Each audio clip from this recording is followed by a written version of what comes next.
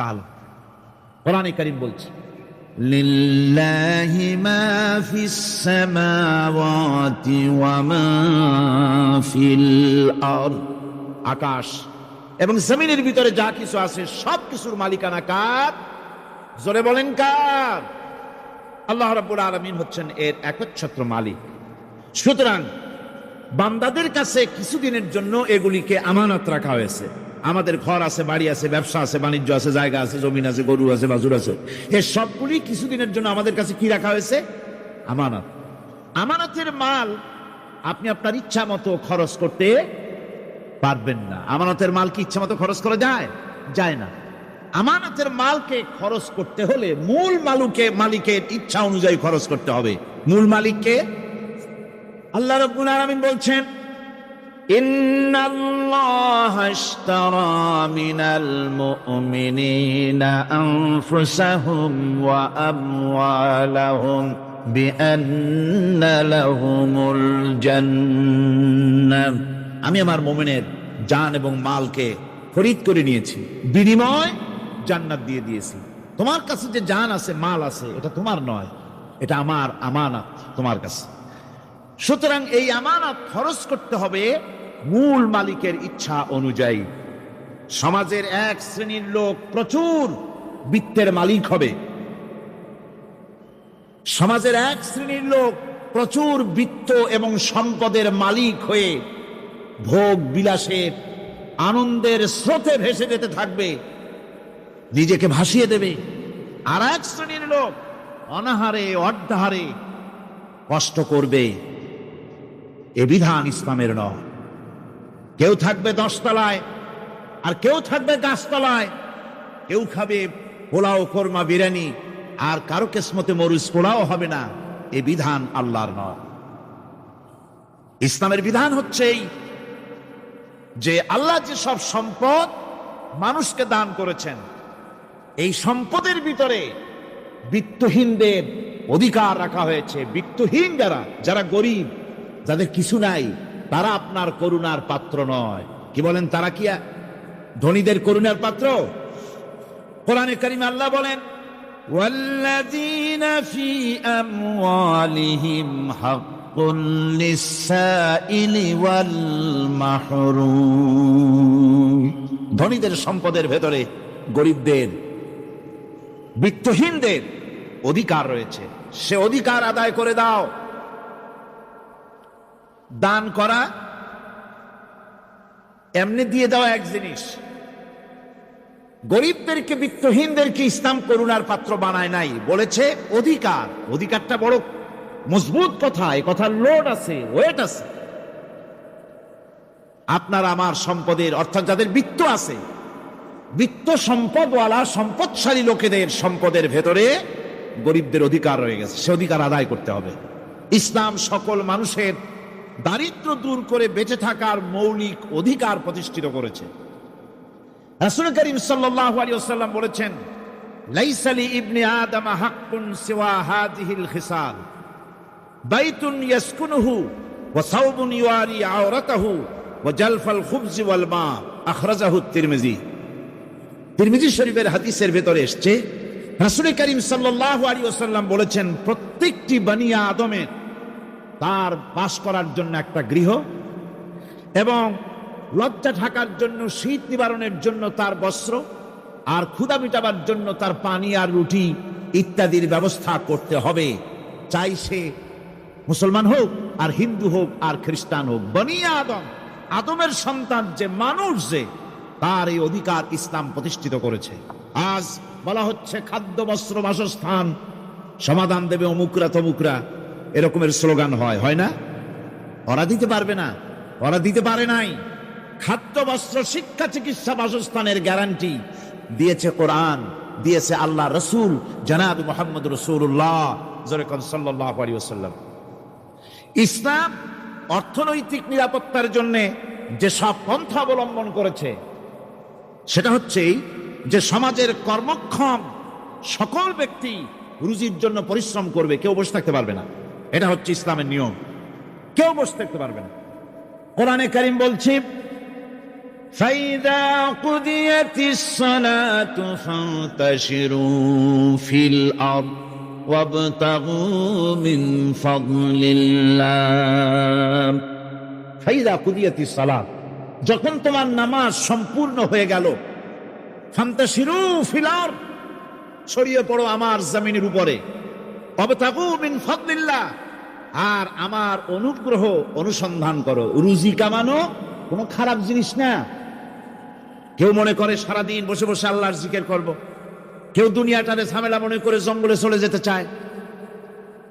এটা নিয়ম না। আপনি বসে থাকতে পারবেন না, আপনাকে কাজ করতে হবে। রুজি কামাই করাটাকে কোরআনে কারিমে এতটা সম্মান দিয়েছে যেটাকে ফদলুল্লাহ বলা হয়েছে। ফদলুল্লাহ এটা আল্লাহর অনুগ্রহ, সুবহানাল্লাহ বলেন। এটাকে ফদলুল্লাহ বলা হয়েছে, এটা জিনাতুল্লাহ বলা হয়েছে। আপনি যে কাপড় চোপড় ব্যবহার করেন, এই কাপড় চোপড়ের ব্যাপারে আল্লাহ পাক প্রশংসা করেছেন, কাপড় চোপড় সুন্দর পড়তে বলেছেন। তারপরে রুজি রোজগার হালাল করতে বলা হয়েছে এবং রুজি কামাবার ব্যাপারে হালাল ভাবে রুজি কামাবার জন্য ইন্সপিরেশন দেওয়া হয়েছে কোরআন এবং হাদিসে। রাসূল করিম সাল্লাল্লাহু আলাইহি ওয়াসাল্লাম বলেছেন, আল কাসিবু হাবিবুল্লাহ, সহজে যে উপার্জন করে সে আল্লাহর বন্ধু। যে ব্যক্তি ঠেলা গাড়ি চালায়, কুলি মজুর রিকশা চালায়, নিন্দা নাই, তাকে নিন্দা করা যাবে না।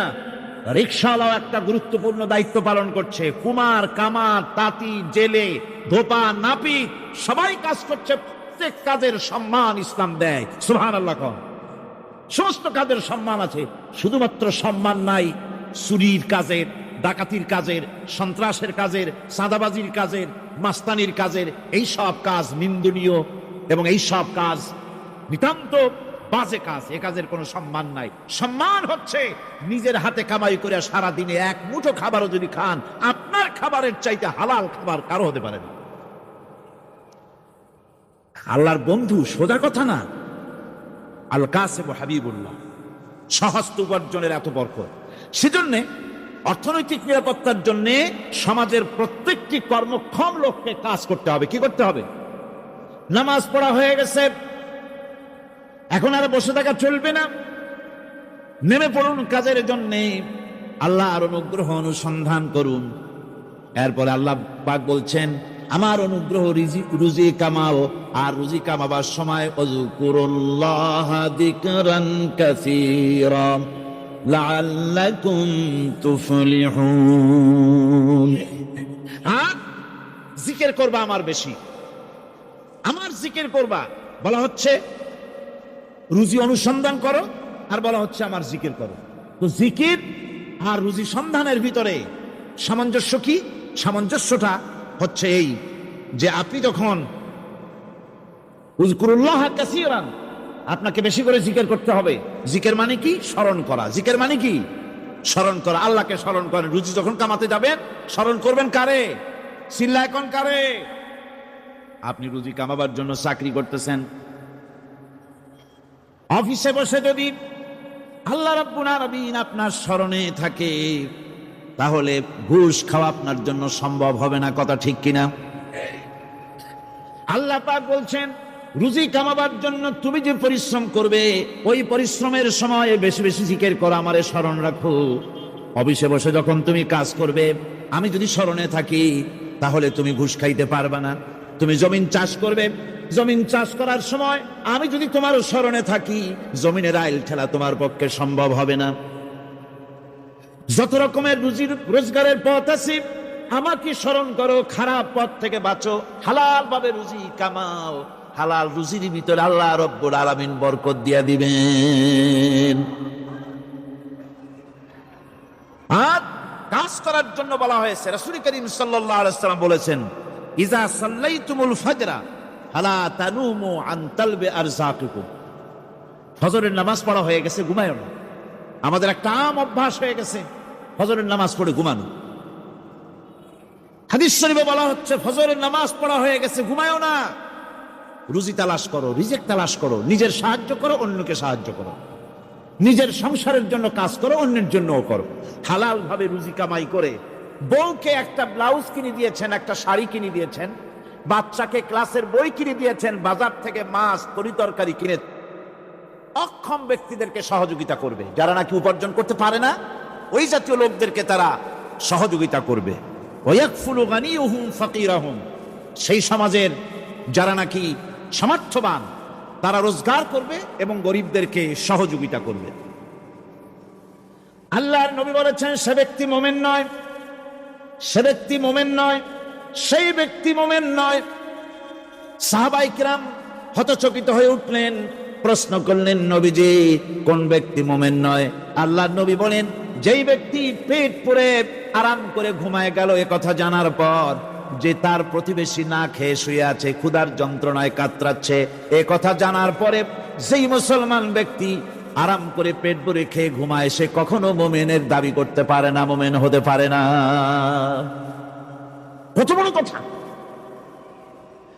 ইসলাম মানুষকে তাকিদ করেছে তার প্রতিবেশীর উপরে লক্ষ্য রাখার জন্য, তার প্রতিবেশীকে লক্ষ্য রাখার জন্য, গরিব মানুষের প্রতি লক্ষ্য রাখার জন্য। রাসূল করিম সাল্লাল্লাহু আলাইহি ওয়াসাল্লাম বলছেন, আইয়ু রাজুলিন মাতা দিয়ান বাইনা আগনিয়ায়ে ফাকাদ বারিয়াত মিনহুম জিম্মাতুল্লাহি ওয়া রাসূলুহু। আল্লাহর নবী বলেন, কোন ধনী ব্যক্তিদের মাঝে কোন গরিব প্রতিবেশী যদি না খেয়ে মারা যায়, তাহলে ওই এলাকার বিত্তশালী লোকদের সাথে আল্লাহর সমস্ত সম্পর্ক, রসুলের সব সম্পর্ক ছিন্ন হয়ে যায়। কে বলতে পেরেছে এত বড় কথা?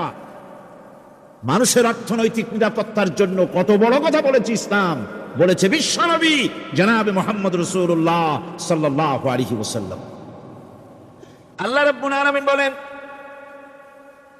ধনীদের হাতে যেন সম্পদগুলি পুঞ্জীভূত হয়ে না যায়, কাইলা ইয়াকুনা দুলাতাম বাইনাল আগনিয়াই মিনকুম, তোমাদের ধনীদের হাতে যেন সম্পদগুলি, সমাজের সম্পদগুলি যেন পুঞ্জীভূত না হয়, সেগুলি বরং ছড়িয়ে আস্তে করে যেন সমস্ত গরিব যেন সাধারণের কাছে যেতে পারে, সে ব্যবস্থা করতে হবে।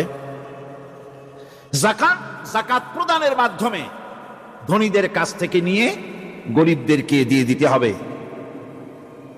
আর বুখারী শরীফের সারা ফাথুল বারীতে হাফেজ ইবনে হাজার আসকালানী রাহিমাহুল্লাহ তিনি বলেছেন, যাকাত যদি ধনীরা না দেয়, যদি কেউ দিতে বাধা দেয়, ফামানিমতানা উখিযাত বিহি কাহরান, যদি যাকাত না দেয় জবরদস্তি করে যাকাত আদায় করে নিবে গভর্নমেন্ট, যাকাত দিতেই হবে। মুনকিরিনে যাকাত, যারা যাকাত দিতে অস্বীকার করেছিল, হযরতে সিদ্দিক আকবর, হযরতে আবু বকর সিদ্দিক রাদিয়াল্লাহু তাআলা আনহু, তিনি তাদের সম্পর্কে বলেছিলেন, ওয়াল্লাহি লাউ কাতিলান্না মান ফাররাকা বাইনাস সালাতি ওয়াজ যাকাত, অবশ্যই আমি ওই সম্প্রদায়ের লোকের বিরুদ্ধে যুদ্ধ ঘোষণা করব যারা নামাজ আর যাকাতের মধ্যে পার্থক্য সূচিত করবে, যারা নামাজ তো পড়বে কিন্তু যাকাত দিবে না, সরকারের কাছে যাকাত আদায় করবে না, তাদের বিরুদ্ধে যুদ্ধ ঘোষণা করবে। ইসলামী সরকার যদি প্রতিষ্ঠিত হয় তাহলে এই যাকাত আদায় করা হবে। যাকাত কেউ নিয়ে বসে থাকতে পারবে না, যাকাত আদায় করা হবে। আমাদের দেশে নিয়ম মাফিক যদি যাকাত আদায় করা হতো, এই দেশ যদি ইসলামী গভর্নমেন্ট হতো, আল্লাহ যেন দয়া করে দেন, কন্যা আমিন। আল্লাহ পাক যদি দয়া করে দেশটার ইসলামী রাষ্ট্র বানায় দেন, তাহলে যাকাত তো আদায় করে নেওয়া হবে, যাকাত দিতে আপনি বাধ্য, গরিব মানুষ থাকবে না। এখনো বাংলাদেশের নিয়ম মাফিক যদি যাকাত আদায় করা হয়, নিয়ম মাফিক মানে সোনার যাকাত, রূপার যাকাত, নগদ ক্যাশের যাকাত, ফসলের ওষুধ, সঠিকভাবে যদি আদায় করা হয় তো একেবারে কম করে হলেও 1000 কোটি টাকা যাকাতের টাকা কালেকশন হতে পারে। এটা কি কম কথা? 1000 কোটি টাকা, এই টাকা আদায় করা হচ্ছে না। এই টাকা আদায় না করার কারণে যে শূন্যতার সৃষ্টি হচ্ছে, এই ভ্যাকুয়ামকে পূর্ণ করার জন্য এগিয়ে এসেছে 7 সমুদ্র 13 নদীর উপর থেকে এনজিওরা এসে আমাদের দেশে, সব এনজিও খারাপ আমি তা বলি না, বহু এনজিও আছে যারা এদেশের উন্নয়নের, আর্থসামাজিক উন্নয়নের জন্য তারা প্রচেষ্টা করছে, রাস্তাঘাট, স্কুল কলেজ, চিকিৎসা ইত্যাদির দিকে কাজ করছে। যতগুলি এনজিও আমাদের দেশে আছে তার ভিতরে 52টা এনজিও গোনা বাছা যারা ইসলামের প্রকাশ্য দুশমন, আর এর শীর্ষস্থানে আছে ব্রাক। এই এনজিও গুলি তারা আমাদের দেশে এসে সুদি কারবার শুরু করেছে, পরিপূর্ণভাবে সুদের কারবার। ব্যাংকের থেকে যদি আপনি লোন নেন তাহলে 15 or 17% ইন্টারেস্ট দিতে হবে, আর ওদের কাছ থেকে যে সুদ, যে টাকা নেওয়া হয় সেই টাকায় গ্রামীণ ব্যাংক থেকে শুরু করে ব্রাক বলেন, কারিতাস বলেন, অক্সফাম বলেন, অ্যাডাপ বলেন, যেগুলি আছে এগুলি সুদ নেয় 30 থেকে 34% পর্যন্ত। গোটা জাতিকে গ্রাম পর্যায়ে তারা সুদের নিবিড় চাষ করতেছে, ঘরে ঘরে সুদ পৌঁছে দিয়েছে, মুসলমান নারীদেরকে বেহুরমতি করেছে, ইসলামের ঐতিহ্য ধ্বংস করতেছে, নারীদেরকে বিপর্তা করতেছে, আমার দেশের ফ্যামিলি স্ট্রাকচারকে এনজিওরা ধ্বংস করে দিচ্ছে।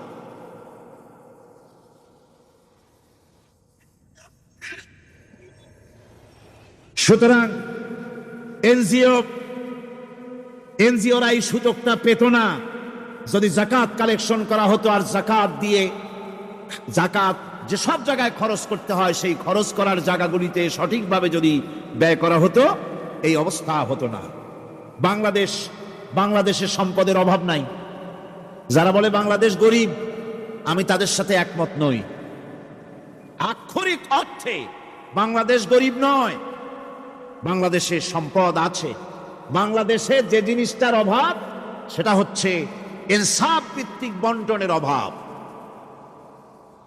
এখানে কেউ তো 1000 বিঘা জমির মালিক, বিঘা বুঝেন না কি কন আপনারা? কানি। কেউ তো 1000 কানির মালিক, আর কারো তো রান্নাঘর উঠাবার জায়গা নাই। কথাটা ঠিক কিনা? কেউ তো শত শত কোটি টাকা, কত কোটি টাকা যে আছে তা হিসাব করে মাসখানেক লাগবে, গুনিয়া কুড়াইতে পারবে না। আর কারো তো একটা ট্যাবলেট কেনার পয়সা নাই। সুতরাং আমার দেশে যেভাবে গরিব বলা হয় আক্ষরিক অর্থে ওইভাবে আমার দেশ গরিব নয়। আমাদের দেশে সম্পদ আছে, বহুত জমি অনাবাদি ফেলে রাখা হয়েছে।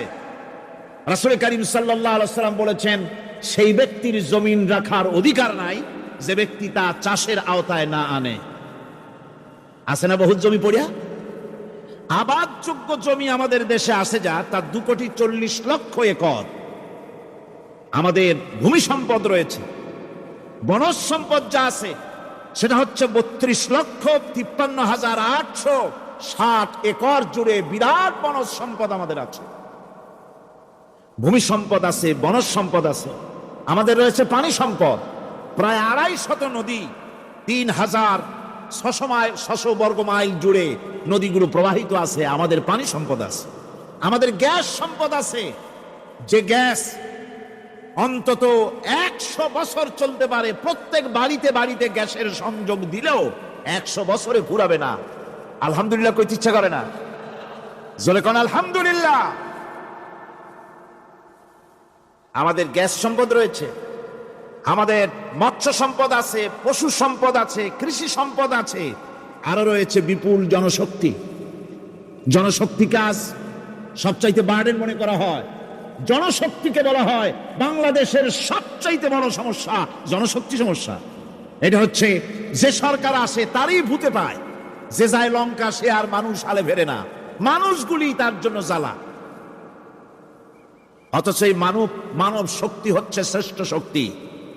ইউনিভার্সিটি জনমের মতো না বাড়াইয়া, এখন তো ইউনিভার্সিটি দাবি করতেছে সকলে, গ্রামে গঞ্জে থানায় রান্নাঘরে সব জায়গায় আমাদের ইউনিভার্সিটি দাও। আর ইউনিভার্সিটির ফজিলত কি তা তো আমরা দেখতেইছি। এর থেকে বেশি করে পলিটেকনিক ইনস্টিটিউট, ভোকেশনাল ইনস্টিটিউট ইত্যাদি যদি বানানো হতো, ভিক্ষার হাতকে কর্মীর হাতে যদি পরিণত করা যেত, মানুষগুলিকে যদি কর্মক্ষম করা যেত, তাদেরকে যদি মডার্ন টেকনোলজি যদি শিক্ষা দেওয়া যেত, তাহলে এই মানব শক্তি রপ্তানি করে বা পৃথিবীর বিভিন্ন দেশ থেকে মূল্যবান বৈদেশিক মুদ্রা অর্জন করা যায়। সেটা না করে মানুষ হইছে জ্বালা, জনমের মতো এদেরকে মারো। এটা হচ্ছে ট্রেনের থার্ড ক্লাস প্যাসেঞ্জার্স মেন্টালিটি। সেটা কিরকম? সেটা হচ্ছে ট্রেনে যখন মানুষ চলে তৃতীয় শ্রেণীতে, একবার উঠে বসলে সে অন্যের জন্য জায়গা ছাড়ে না। জায়গা খালি আছে, আরেকজন আসে বললে ভাই আমার একটু বসতে দাও, কয় না ভাই এখানে লোক আছে। আসলে কিন্তু লোক নাই। আপনি যদি বলেন যে সেই লোক আসলে আমি জায়গা ছেড়ে দেবো, ততক্ষণ তো বসি। আপনি বসলেন, এরপরে আপনি তো বুঝছেন যে লোকটা ফাঁকি দিচ্ছে, ওই চিন্তা আপনার মধ্যেও ঢুকবে, আর একজন আসবে বসার জায়গা আছে, আপনি বলবেন না এখানে জায়গা নাই। ট্রেনের থার্ড ক্লাস প্যাসেঞ্জারদের যে মন মানসিকতা, বর্তমান মুসলিম দেশগুলির সরকার প্রধানেরা ঠিক ট্রেনের থার্ড ক্লাস প্যাসেঞ্জারদের চাইতেও থার্ড ক্লাস। মানব শক্তিকে কাজে লাগাবার চিন্তা না করে উল্টা চিন্তা তারা করছেন। এত সম্পদ থাকা সত্ত্বেও বাংলাদেশ আজ যে অভাব সৃষ্টি হয়েছে তা কৃত্রিম, এবং তা সৃষ্টি হয়েছে এটা এর একমাত্র দায়ী এর জন্য রাজনৈতিক ষড়যন্ত্র। রাজনৈতিক ষড়যন্ত্রের কারণেই এই অভাব সৃষ্টি হয়েছে। গোড়া থেকেই আমাদের এই দেশটি ষড়যন্ত্রের শিকার। প্রথমে ব্রিটিশ বেনিয়ারা 200 বছর পর্যন্ত গোলামীর জিনজির পরিয়ে দিয়েছে। 200 বছর গোলামীর পর দ্বিজাতি তত্ত্ব এবং মুসলিম সংখ্যাগরিষ্ঠতার ভিত্তিতে 47-এর আজাদি, তারপর পশ্চিমাদের শোষণ বঞ্চনা থেকে মুক্তি লাভের জন্য 71-এর আজাদি, এরপরে দেশের 90% হচ্ছে মুসলমান। 90% কারা? চিল্লায় বলেন না কারা? পৃথিবীর এই দ্বিতীয় বৃহত্তম মুসলিম জনগোষ্ঠীকে খ্রিস্টান আর ইহুদিরা তারা চেয়েছে জনগণকে খ্রিস্টান বানাতে। আমাদের দেশের জনগণকে তারা চায় খ্রিস্টান বানাতে। যারা কমিউনিস্ট তারা চায় আমাদেরকে নাস্তিক বানাতে। আর পার্শ্ববর্তী দেশের পেইড এজেন্ট যারা আমাদের দেশে আছে তারা চায় পৃথিবীর নিকৃষ্টতম কুফরি মতবাদ, ধর্ম নিরপেক্ষ মতবাদের মাধ্যমে গোটা জাতিকে ধর্ম থেকে দূরে সরিয়ে দিতে চায়। সুতরাং এই ষড়যন্ত্রের শিকার হয়ে আছে বাংলাদেশ। বাংলাদেশের এই আর্থসামাজিক প্রেক্ষাপটে ইসলামের বিধান ছাড়া, আল্লাহর দেওয়া বিধান ছাড়া এর কোনো মুক্তি নাই, এর নাজাতের কোনো পথ নাই। আল্লাহ রাসূল ক্ষমতা আরোহণ করলেন, রাষ্ট্রের মালিক হলেন, প্রেসিডেন্ট হলেন। রাসূলুল্লাহ কি হলেন? আল্লাহর নবী প্রেসিডেন্ট হলেন। সমাজের গরিব দুঃখীদের ব্যাপারে নবীজি বললেন, মান তারাকা মালান ফালওয়ারাসাতিহি ওয়া মান তারাকা দিয়ান আও কুল্লা ফালিয়াতিনি ফাইন্না মাওলাহু, রাওয়াহুল বুখারী। নবীজি বলেন, যে ব্যক্তি মারা গেল, মরে যাওয়ার পর তার যে সম্পদ থাকবে, এই সম্পদগুলি সে যে সন্তান স্ত্রী পুত্র যাদের রেখে গেছে তা তাদের জন্যে। আর যদি সে ঋণগ্রস্ত, যদি ঋণ অবস্থায় সংসারকে রেখে যেয়ে থাকে, তাহলে তার ঋণের বোঝা, ঋণের পরিশোধের দায়িত্ব আমি মুহাম্মদ সাল্লাল্লাহু আলাইহি ওয়াসাল্লাম নিয়ে নিলাম। সমাজের যার কোনো অভিভাবক নাই তার অভিভাবক আমি মুহাম্মদ সাল্লাল্লাহু আলাইহি ওয়াসাল্লাম। যার কোনো অভিভাবক নাই সেজন্য আমার কাছে চলে আসে। ইসলামী রাষ্ট্র এই বিধান পেশ করেছে। এর চাইতে সুন্দরতম বিধান পৃথিবীতে আর কেউ দিতে পারে নাই। সেজন্যই সেই সমাজে চুরি বন্ধ হয়েছে, ডাকাতি বন্ধ হয়েছে, জিনা বন্ধ হয়েছে, সব বন্ধ হয়ে গিয়ে সুন্দর একটি সমাজ প্রতিষ্ঠিত হয়েছিল। আর রাসূল বলেছিলেন, খাইরুল কুরুনে কারনি, সর্বশ্রেষ্ঠ যুগ হলো আমার যুগ। সুবহানাল্লাহি বিহামদিহি। মানুষ দরজা খুলে ঘুমায়েছে, কারো ক্ষুধার কষ্ট নাই, পড়ার কষ্ট নাই, খাবারের চিন্তা নাই, চুরি ডাকাতির ভয় নাই, ভয় মুক্ত। ওই যে গতকাল বলেছিলাম, যেমন একটা সমাজ আসবে, খাব্বাব চিন্তা করো না, আমি কসম করছি এমন একটা সমাজ প্রতিষ্ঠিত হবে যেই সমাজে চুরি ডাকাতি জেনা ব্যভিচার হত্যা ধর্ষণ কোনো ভয় থাকবে না। লা ইয়াখাফু ইল্লাল্লাহ, আল্লাহ ছাড়া কারো কোনো ভয়, মনের ভিতরে ভয় থাকবে না। ওয়ালাকিন্নাকুম তাস্তাজিলুন, তোমরা বড্ড তাড়াহুড়ো করতেছো, বেসবর হচ্ছ, সবর করো, তাড়াহুড়ো করো না। এমন সমাজ আসবে। রাসূলুল্লাহ এরকম একটা সমাজ গোটা পৃথিবীবাসীকে উপহার দিতে পেরেছিলেন না পারেন নাই? পেরেছিলেন কিনা? সেই কথাই আল্লাহ রাব্বুল আলামিনের কথার সঙ্গে বার মিলান, লাইসাল বিররা আন তুওয়াল্লু বুজুহাকুম কিবালাল মাশরিকি ওয়াল মাগরিব। পূর্ব পশ্চিমে কত মাথা ঘুরালে, চেহারা ঘুরালে এটাই কিন্তু তোমার পুণ্যবান হওয়ার জন্য, নেককার হওয়ার জন্য যথেষ্ট নয়। বরং যথেষ্ট হলো আল্লাহর প্রতি ঈমান আনো, কিতাবের প্রতি, পরকালের প্রতি, ফেরেশতার প্রতি, নবীদের পরে ঈমান আনো, আর আল্লাহর মহব্বতে, আল্লাহর প্রেমে উদ্বুদ্ধ হয়ে আর একটা বড় কাজ করো, সেটা হলো ওয়াতাল মালা আলা হুব্বিহি যাবিল কুরবা ওয়াল ইয়াতামা ওয়াল মাসাকিন ওয়াবনাস সাবিল والسائلين وفي الرقاب وقام الصلاة وآتى الزكاة والموفون بعهدهم إذا عاهدوا والصابرين في البأساء والضراء وحين البأس أولئك الذين صدقوا وأولئك هم المتقون। আরেকটি গুরুত্বপূর্ণ কাজ করতে হবে আল্লাহ পরকালে বিশ্বাস করার সাথে সাথে, সেটা হলো এই, তোমাদের জানের মতো প্রিয় ধন এবং সম্পদকে আল্লাহর মহব্বতে খরচ করতে হবে। সেজদা দিয়া কপালে দাগ লাগাইছো কিন্তু প্রতিবেশীকে সাহায্য করো নাই, গরিবদেরকে দাও নাই, এতিমকে দাও নাই, বোনকে ঠকাইছো, মেয়েকে ঠকিয়েছো, তোমার ওই সেজদায় কিয়ামতে কাজ দিবে না। প্রকৃতপক্ষের নেককার পুণ্যবান হওয়ার জন্য গরিব জনসাধারণকে সহযোগিতা করতে হবে। এরপরে মাঝখান থেকে যেটা বাদ দিয়েছিলাম, বলেছিলাম নামাজ এবং যাকাত। আমি যাকাতটা কালকে আগে নিয়ে এসেছিলাম, নামাজটা ছিল আগে। সেই নামাজটা যেহেতু আলাদা একটা বিষয় হবে, আর যাকাতটা সাদকার সাথে সামঞ্জস্য আছে, সেই জন্য যাকাত আর সাদাকার কথাটা একসঙ্গে মিলাই বলেছিলাম। এখন শুরু করছি নামাজ। সালাত, সালাত এর আবিধানিক অর্থ হচ্ছে কোন জিনিসের দিকে মুখ ফিরানো। সালাতের অর্থ হচ্ছে নিকটবর্তী হওয়া, মুখ ঘুরানো, মুতাওয়াজ্জা হওয়া। ওই যে হযরত ইব্রাহিম আলাইহিস সালাম বলেছিলেন, ইন্নী ওয়াজ্জাহতু ওয়াজহিয়া লিল্লাযী ফাতারাস সামাওয়াতি ওয়াল আরদ। জানেন আপনারা? পড়েন, ইন্নী ওয়াজ্জাহতু ওয়াজহিয়া লিল্লাযী ফাতারাস সামাওয়াতি ওয়াল আরদা হানিফা ওয়া মা আনা মিনাল মুশরিকিন।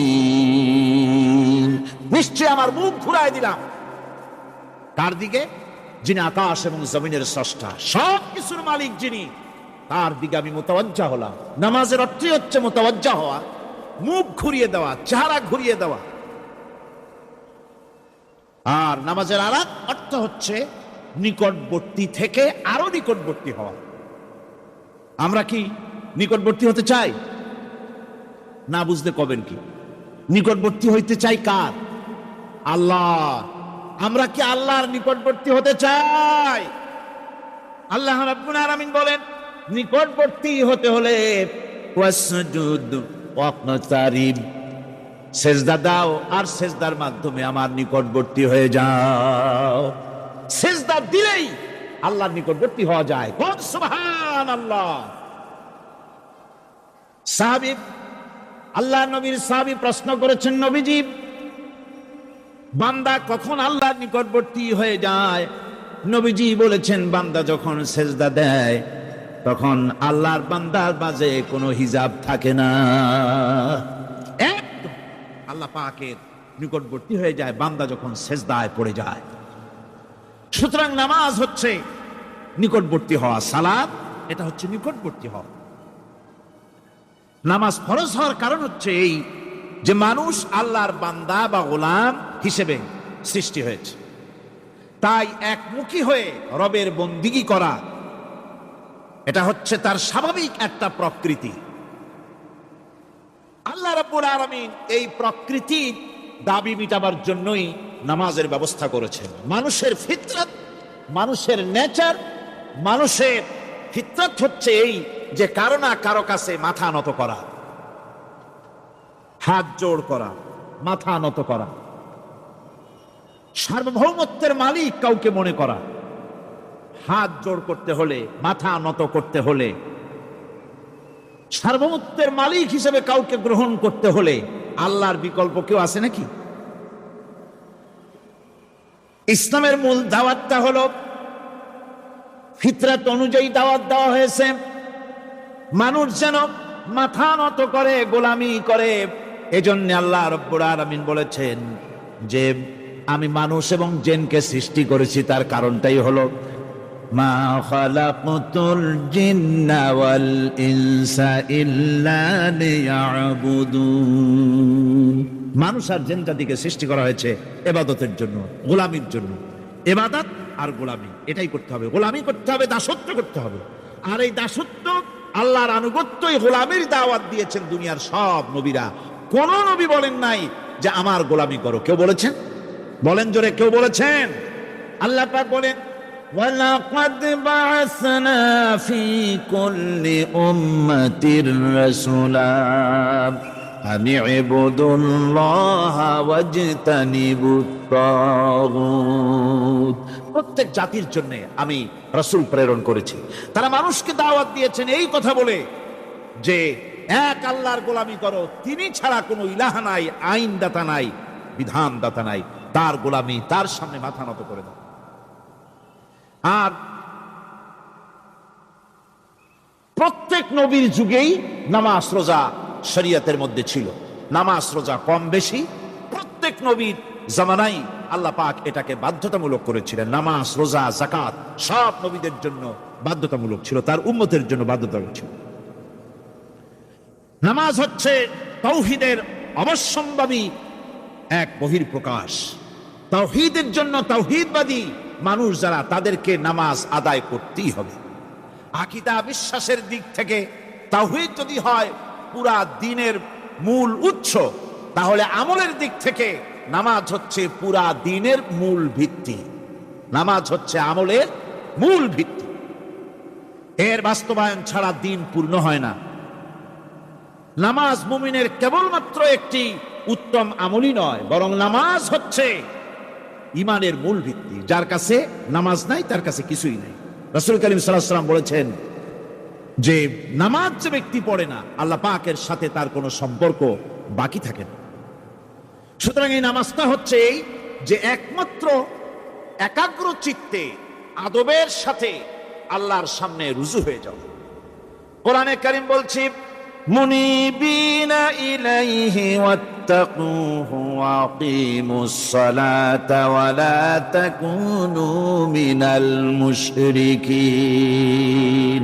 তোমরা আল্লাহর দিকে রুজু হয়ে যাও এবং তাকে ভয় করে অন্যায় কাজ থেকে বিরত থাকো, আর নামাজ কায়েম করো, মুশরিকদের অন্তর্ভুক্ত হয়ে যেও না। নামাজ কায়েম করা, নামাজের আদেশ কোরআনে কারীমের মধ্যে আল্লাহ পাক বহু জায়গায় করেছেন। ঈমানের পর নামাজই হচ্ছে সবচেয়ে বড় জরুরি।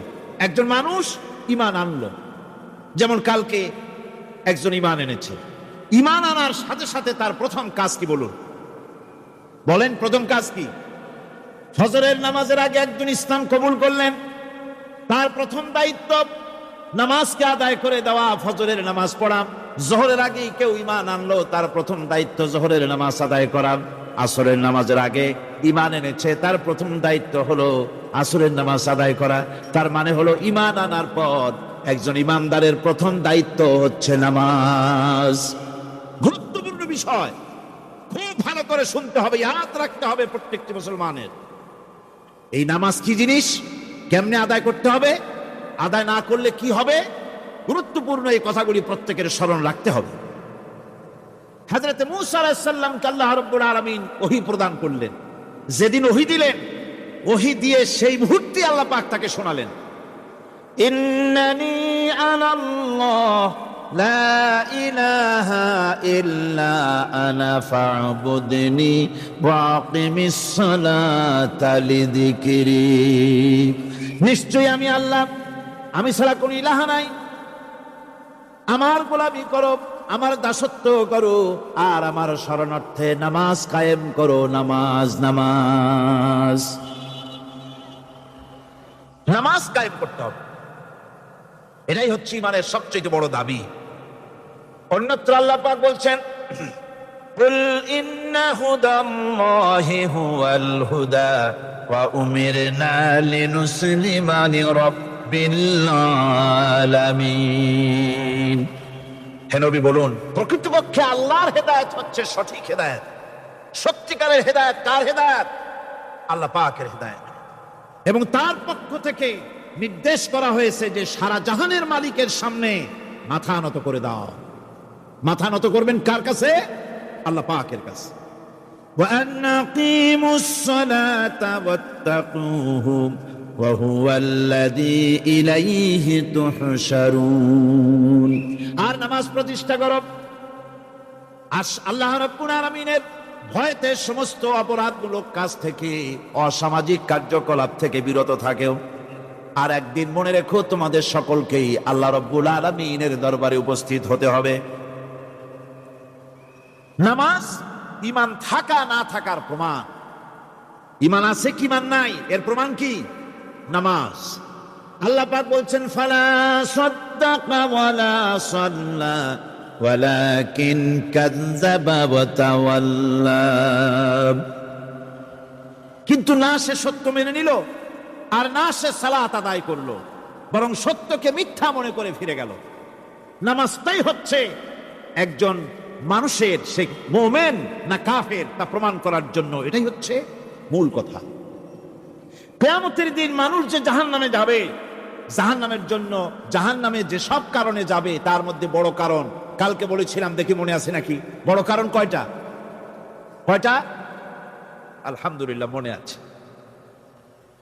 আল্লাহ রাব্বুল আলামিন বলেন, ইয়াতাসাআলুনা আনিল মুজরিমিন। কিয়ামতের দিন অপরাধীদেরকে জিজ্ঞেস করা হবে, মা সালাকাকুম ফি সাকার, জাহান্নামে কেন আসছো?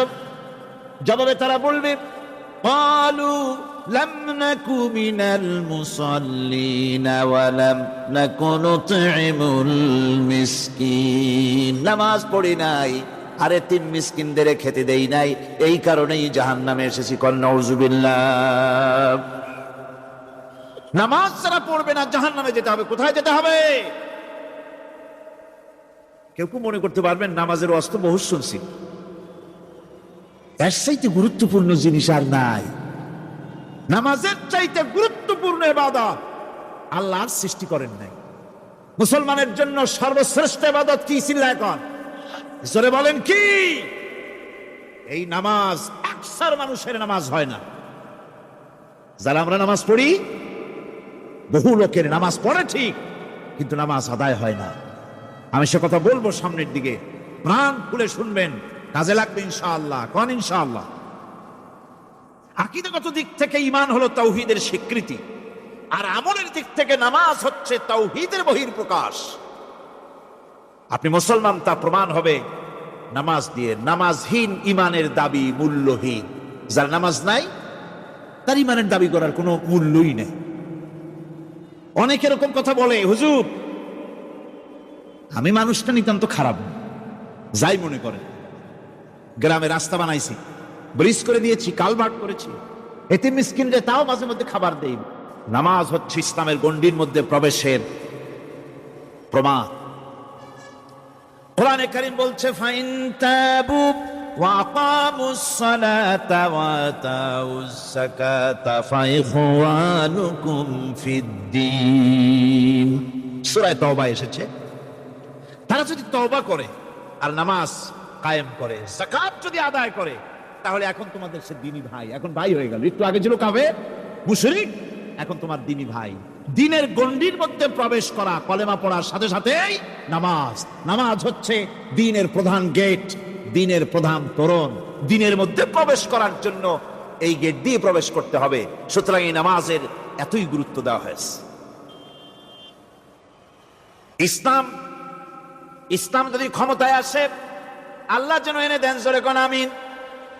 ইসলাম যদি ক্ষমতায় এসে যায়, রব্বুল আলামিন তাফসীরের মাহফিল, কোরআন সামনে নিয়ে আশা করে তোমার দরবারে দোয়া করি, এই বিশাল জনসমুদ্রের দোয়া কবুল করো মাবুদ গো, এই বাংলাদেশকে ইসলামের দেশ বানাইয়া দাও। দেশটা যদি ইসলামের হয়ে যায়, আইন যদি আল্লাহর হয়, শাসন যদি সৎ লোকেরা করে, রব্বুল আলামিন কোরআন শরীফে বলেন, তাহলে তারা 4টা কাজ করবে। আল্লাযীনা মাক্কান্নাহুম ফিল আরদ আকামুস সালাতা ওয়া আতাউজ যাকাত ওয়া আমারু বিল মা'রুফি ওয়া নাহাউ আনিল মুনকার। মুমিনরা ক্ষমতায় এসে প্রথম যে কাজটা করবে, প্রথমে ক্ষমতায় এসেই নামাজ বাধ্যতামূলক করবে। প্রথম কি? ওয়াজ নসিহতে অনুরোধ করা হবে না, বাবাজিরা আল্লাহর রাস্তায় নামাজটা পড়েন না। রেডিও এবং টেলিভিশনের মাধ্যমে রাষ্ট্রপ্রধান অর্ডার করে দিবেন, আজ থেকে বাংলাদেশের 12 কোটি তাওহীদি জনতা, নারী পুরুষ যারা আকেল বালিগ, সকলের জন্য নামাজ বাধ্যতামূলক, নামাজ পড়তেই হবে।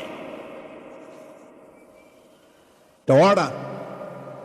বেলা যখন 1টা বেজে যাবে, বেলা যখন 1টা বাজবে, সমস্ত মসজিদে আজান শুরু হয়ে যাবে। আজানের সাথে সাথে অফিস, আদালত, কল কারখানা, ক্ষেত খামার, শিক্ষাঙ্গন সব ডেডলক হয়ে যাবে। আধা ঘন্টার জন্য বন্ধ হয়ে যাবে। যারা মুসলমান অফিসে, কলেজে, ইউনিভার্সিটিতে, সর্বত্র তারা নামাজের জন্য প্রস্তুতি নেবেন। আধা ঘন্টার ভিতরে নামাজ আর খানা সেরে আবার কলেজ চলবে, বিশ্ববিদ্যালয় চলবে, কল চলবে, কারখানা চলবে, ক্যান্টনমেন্ট চলবে, সেক্রেটারিয়েট চলবে, সব আপন গতিতে চলতে থাকবে। আল্লাহর রহমত, বরকত আকাশ ফেরে নাজিল হয়ে যাবে। আর এই অর্ডার যে দেওয়া হবে, নামাজ পড়বেন সেখানে। থানায় যখন আজান হবে, থানায় আজান হয়ে গেছে, থানার স্টাফ, পুলিশ যারা আছে জামাতে খাড়া হয়ে যাবে, ইমামতি করবেন ওসি সাহেব।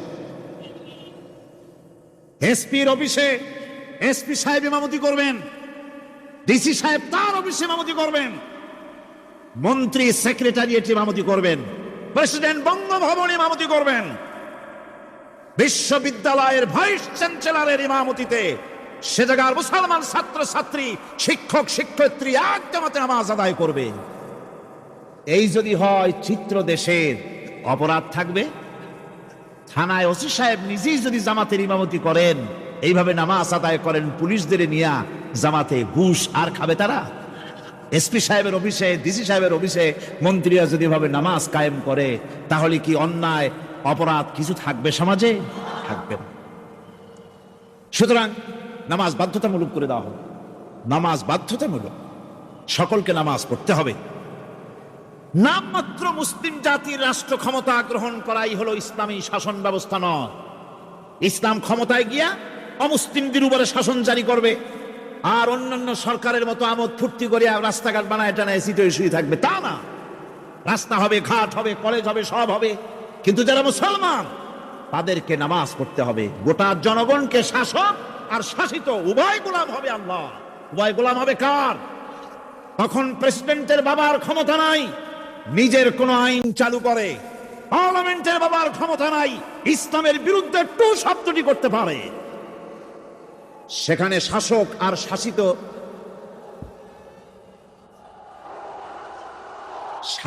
আর শাসিত হয়ে যাবে একজন এক হুকুমদাতার গোলাম। সে হুকুমদাতাকে ইনিল হুকুমু ইল্লা লিল্লাহ আলা লাহুল খালকু ওয়াল আমর।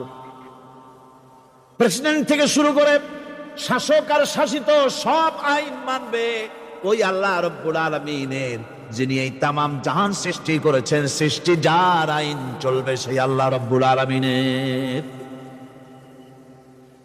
এবং তার আইনের সার্বিক অনুসরণ করে চলতে হবে সকলকে। এক কথায় ইসলামী সরকারের সমস্ত ক্ষমতা ব্যয় হবে নামাজ কায়েম করা আর যাকাত আদায় করার ব্যাপারে। নামাজ যদি কায়েম হয়ে যায়, যাকাত যদি আদায় করা হয়, দুঃখ, দারিদ্র, কষ্ট কিছুই থাকবে না, বেকার সমস্যা থাকবে না। সমস্ত বেকারদেরকে চাকরি না পাওয়া পর্যন্ত বেকার ভাতা দেওয়া হবে। বুড়ো মানুষেরা যখন বুড়ো হয়ে যায়, ছেলের কাছে আদর নাই, বউর কাছে কদর নাই, আর ছেলে বউ বদদোয়া করতে থাকে, বুড়ারা মরে না কেন? আছেন আমাদের সমাজ। ইসলামী সরকার এলে পরে এই বৃদ্ধ মানুষদের ব্যবস্থা করা হবে, তাদের প্রতি এই ধরনের অসদাচরণ কেউ করতে সাহস পাবে না। সুতরাং নামাজ প্রতিষ্ঠা এবং যাকাত আদায় হলেই সমাজের অন্যায় অবিচার যা আছে তার 12 আনাই বিলুপ্ত হয়ে যাবে। কোন আলহামদুলিল্লাহ। তখন চাকরিতে প্রমোশন হবে নামাজের ভিত্তিতে। এখন প্রমোশন হয় কে কত ঘুষ খাইতে পারে, কে কত সরকারের দালালি করে বিবেকের বিরুদ্ধে বিরোধী দলকে বেশি করে পেটাতে পারে, এর উপরে ভিত্তি করে প্রমোশন হয়। ইসলামী সরকার যখন আসবে, ইসলামী সরকার যখন প্রতিষ্ঠিত হয়ে যাবে, তখন চাকরির প্রমোশন নির্ভর করবে তার সুন্দর চরিত্র আর নামাজের পাবন্দির উপরে ভিত্তি করে। সমাজে দুঃখ দুর্দশা থাকবে, যেরকম থাকবে থাকবে। আমার ভাইয়েরা, নামাজ হচ্ছে আল্লাহ রাব্বুল আলামিনের সাহায্য লাভের একমাত্র মাধ্যম। আল্লাহর কাছে যদি সাহায্য পেতে চাই তাহলে নামাজ লাগবে। লাগবে কি কোন? وَلَقَدْ أَخَذَ اللَّهُ مِيثَاقَ بَنِي إِسْرَائِيلَ وَبَعَثْنَا مِنْهُمُ 12 نَقِيًّا فَقَالَ اللَّهُ إِنِّي مَعَكُمْ لَئِنْ أَقَمْتُمُ الصَّلَاةَ। আল্লাহ পাক বলেন, বনি ইসরাইলদের নিকট আমি ওয়াদা নিয়েছিলাম, তোমরা যদি মানুষদেরকে অসামাজিক কার্যকলাপ থেকে যদি তোমরা ফিরাইতে পারো, মানুষদেরকে অসামাজিক কার্যকলাপ থেকে তোমরা ফিরাবে। 12টা গোত্রের জন্য 12 জন নকিব নির্দিষ্ট করে দেওয়া হলো, তাদের দায়িত্ব দেওয়া হলো। মানুষদেরকে, সমাজের লোকদেরকে অন্যায় কাজ থেকে তারা ফিরাবে, ভালো ভালো কাজ করার জন্য তাদেরকে আদেশ করবে, অসামাজিক অধর্মীয় কাজ থেকে বাঁচাবার চেষ্টা করবে। এইটা যদি তোমরা করো তাহলে আমি তোমাদের সাথে আছি। শর্ত হলো একটা, তোমাদেরকে নামাজ কায়েম করতে হবে। নামাজ যদি কায়েম করো, আমার মদদ তোমাদের জন্য অবধারিত হবে। নামাজ প্রতিষ্ঠা করলেই আল্লাহর সাহায্য লাভ করা যায় জীবনের সকল ক্ষেত্রে। নামাজ হচ্ছে অপকর্মের প্রতিবন্ধক। নামাজ পড়লে অন্যায় কাজ থেকে বাঁচার পর, অন্যায় থেকে বাঁচায় কিসে? নামাজ। আল্লাহ রাব্বুল আলামিন বলেন, উতলু মা উহিয়া ইলাইকা মিনাল কিতাবি ওয়াকিমিস সালাম ইন্নাস সালাতা তানহা আনিল ফাহশাই ওয়াল মুনকার। হে নবী, এই কিতাব তেলাওয়াত করো যা তোমার প্রতি অবতীর্ণ করা হয়েছে, এই কিতাব তেলাওয়াত করো আর নামাজকে প্রতিষ্ঠা করো। নিঃসন্দেহে নামাজ মানুষকে পাপাচার থেকে বাঁচায়া দেয়। অশ্লীলতা, পাপাচার থেকে মানুষকে বাঁচায় কে? জোরে চিল্লা এখন কে? এই নামাজ মানুষকে অন্যায় কাজ থেকে বাঁচায় দেয়। নামাজ যে মানুষকে অন্যায় কাজ থেকে বাঁচায়, কেমনে বাঁচায়?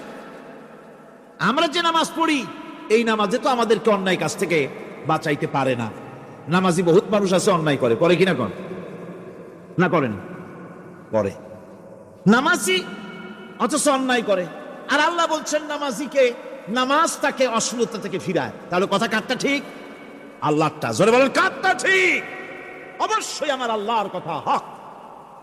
আমি ভুল করতেছি, আমি যেন কোথাও ভুল করতেছি, সামথিং ইজ রং, কোথাও যেন আমরা ভুল করে বসতেছি।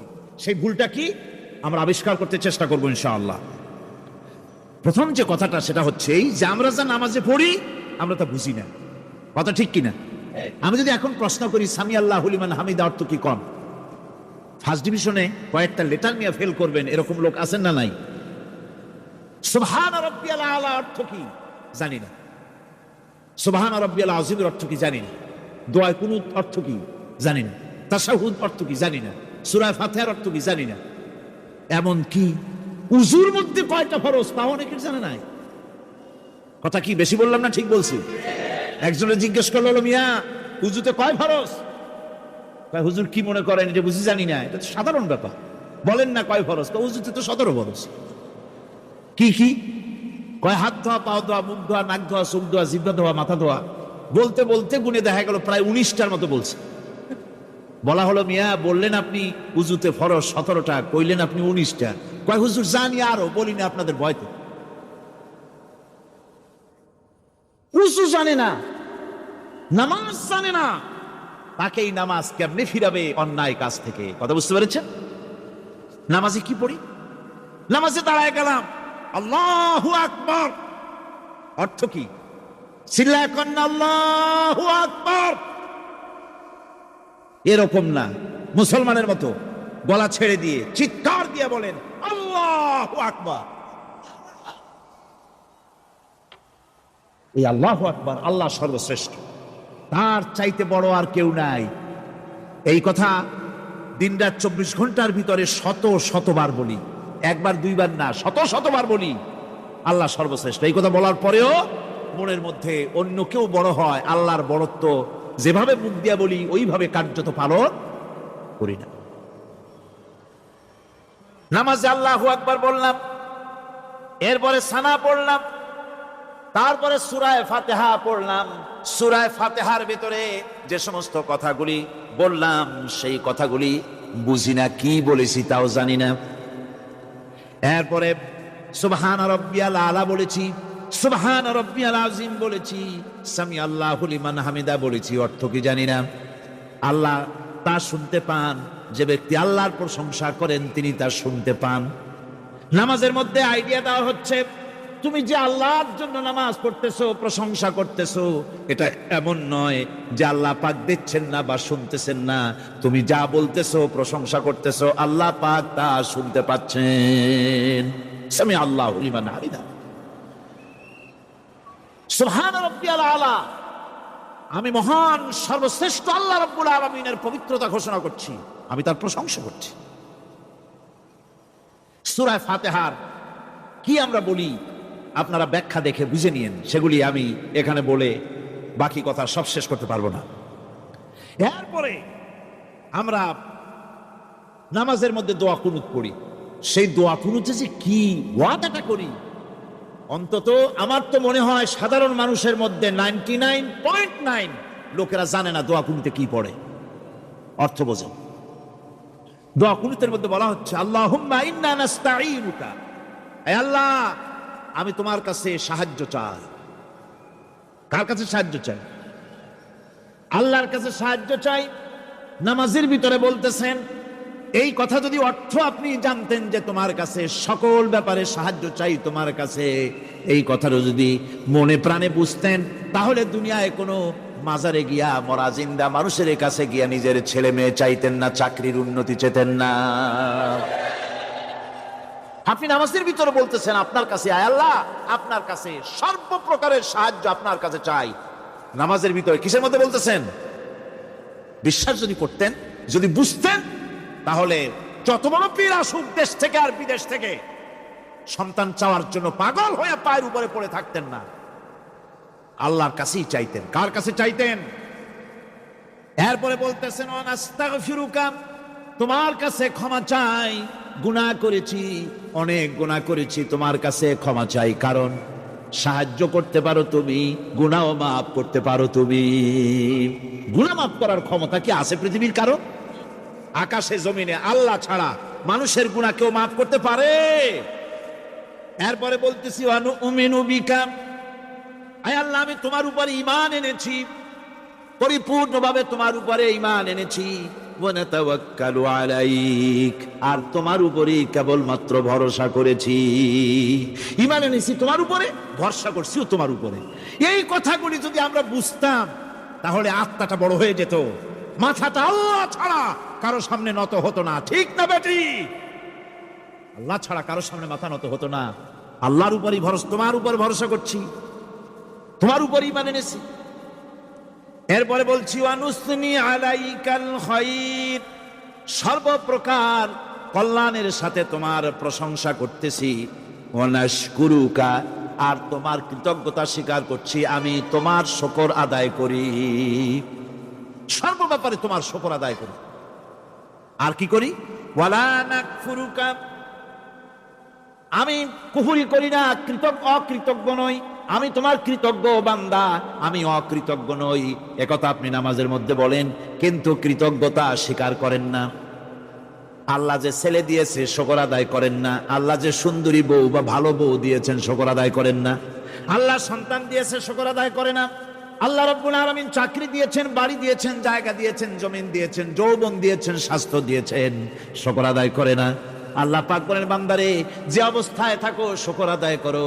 লা ইন শাকারতুম লা আযীদান্নাকুম ওয়া লা ইন কাফারতুম ইন্না আযাবী লাশাদীদ। আমার নিয়ামতের শুকর যদি আদায় করো আমি বেশি করে বাড়ায় দেব, আর যদি শুকর আদায় না করো তাহলে মস্ত বড় শাস্তি রেখে দিয়েছি। সব ব্যাপারে শুকর আদায় করো, আমার নিয়ামতের শুকর আদায় করো।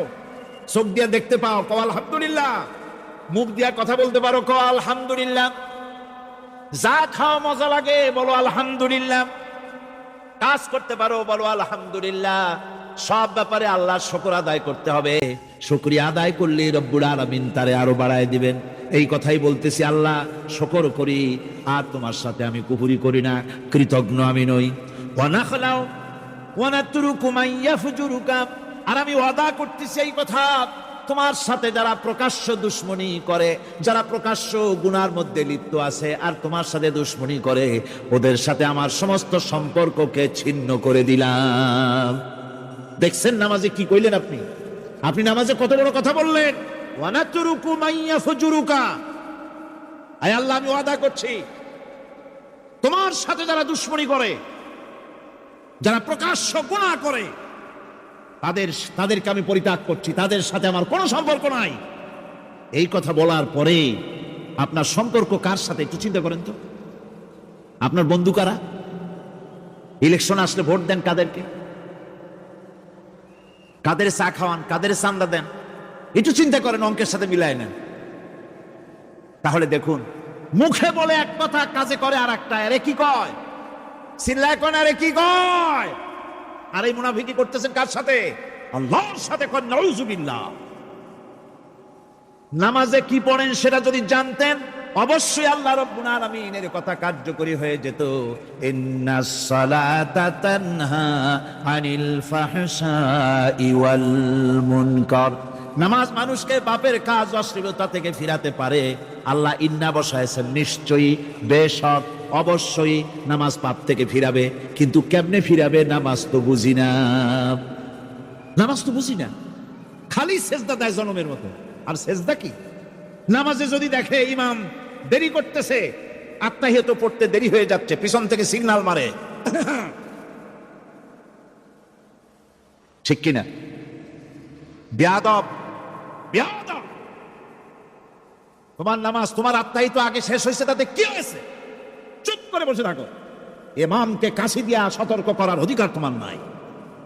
যদি ইমামকে সতর্ক করার জন্য কাশি দিয়ে থাকো, তোমার নামাজ ফাসেদ হয়ে যাবে। এটা ফাজলামি করার জায়গা না, এটা নামাজ। এর নাম কি? ধীরে সুস্থে নামাজ পড়তে হবে। অনেকে মসজিদটালে মনে করে জেলখানা, ঢুকতে যত দেরি, বেরোতে পারলে যেন বাসে যান ছটফট করে। সিনেমার মধ্যে গিয়ে ঘন্টার পর ঘন্টা বসে থাকে, খারাপ লাগে না? মসজিদে কেরাত যদি একটু লম্বা পড়ে, পিছনে বসে খালি কি যে করে মনে মনে বলতে থাকে যে ইমাম এমন কাঁচা ছাড়া ছাড়ি না। আর গান যখন শোনে, শুনতেই থাকে, কত মজা, ঘুম আসেন। নাউজুবিল্লাহ। সুতরাং নামাজে কি পড়েন সেটা আপনাকে বুঝতে হবে। এরপরে বলতে বলা হচ্ছে, আল্লাহুম্মা ইয়্যাকা না'বুদু ওয়া লাকা নুসাল্লি। আয় আল্লাহ তাআলা, আমি একমাত্র তোমার গোলামি করি।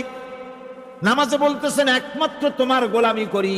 আর নামাজ থেকে বেরিয়ে আসার পর ওজনে দিলেন কম, খাদ্যে দিলেন ভেজাল, মানুষের জমিনের আইল ঠেললেন, বোনেরে ঠকালেন, মেয়েকে ঠকালেন, মিথ্যে কথা বললেন, আর নামাজে বলে আসছেন আল্লাহ তোমার ইবাদত করি। এই বুঝি তোমার ইবাদতের নমুনা? এই বুঝি তোমার ইবাদতের নমুনা? মুনাফিক। নামাজ বোঝে নাই, পাপ তারে ফিরে, নামাজ তাকে পাপ থেকে বাঁচাতে পারেন। আয় আল্লাহ, একমাত্র তোমার গোলামি করি, ওয়ালা কানু সাল্লি, আর একমাত্র তোমার উদ্দেশ্যেই নামাজ পড়ি। মানুষকে দেখাবার জন্য পড়ি না, নামাজটা পড়ি কার জন্য? কার জন্যে? এরপরে বলছি অনাসজুদু ওয়া ইলাইকা নাসআ, আয় আল্লাহ আমি একমাত্র তোমাকেই সেজদা করি, আমার সমস্ত চেষ্টা সাধনা তোমার জন্য নিবেদিত।